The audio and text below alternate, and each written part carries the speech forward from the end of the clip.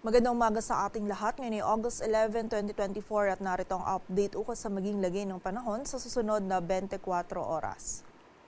Patuloy pa rin umiiral ang southwest monsoon o habagat dito sa Luzon, maging sa kanlurang bahagi ng Visayas kung saan ngayong araw makakaranas pa rin po ng mataas na tsansa ng mga kalat-kalat na pag-ulan, pagkidlat at pagkulog itong kanlurang bahagi ng Luzon. So pag-iingat pa rin po para sa ating mga kababayan dyan sa posibilidad ng mga pagbaha at pagguho ng lupa. Samantala, sa nalalabing bahagi naman ng ating bansa ay meron pa rin tayong posibilidad ng mga isolated na mga pag-ulan, pagkidlat at pagkulog lalong-lalo na yan sa hapon at gabi dulot ng habagat at ng mga localized thunderstorms. At sa kasalukuyan ay wala po tayong minomonitor or namamataan pa na sama ng panahon na maaari makaapekto dito sa ating bansa.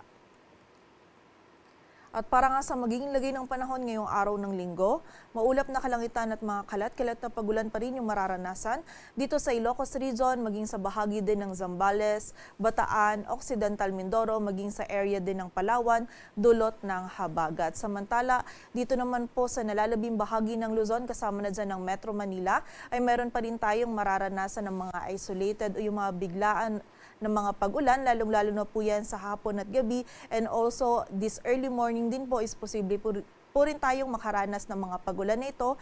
Kaya kapag po tayo ay lalabas, huwag pa rin natin kalilimutan yung mga pananggalang natin sa ulan, and also yung ating mga regional offices ay nagpapalabas din ng mga thunderstorm advisories or mga babala ukol sa mga pag-ulan na ito.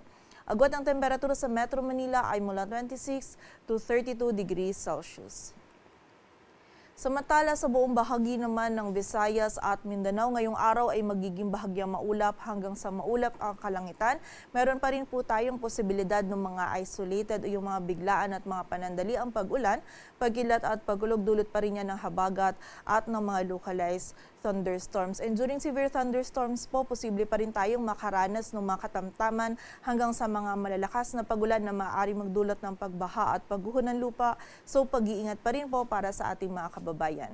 Agad ang temperatura sa Cebu ay mula 26 to 33 degrees Celsius at sa Davao naman ay 25 to 33 degrees Celsius. At para naman sa lagay ng dagat baybayin ng ating bansa, wala po tayong nakataas na gale warning, kaya malaya makakapalaot yung mga kababayan nating mga isda, pati na rin yung may mga maliliit na sasakyang pandagat. Dito sa Metro Manila, ang araw ay sisikat mamayang 5:42 ng umaga at lulubog mamayang 6:21 ng hapon. Patuloy po tayo magantabay sa updates na ipapalabas ng Pag-asa at para sa mas kumpletong impormasyon, bisitahin ang aming website pag-asa.dost.gov.ph.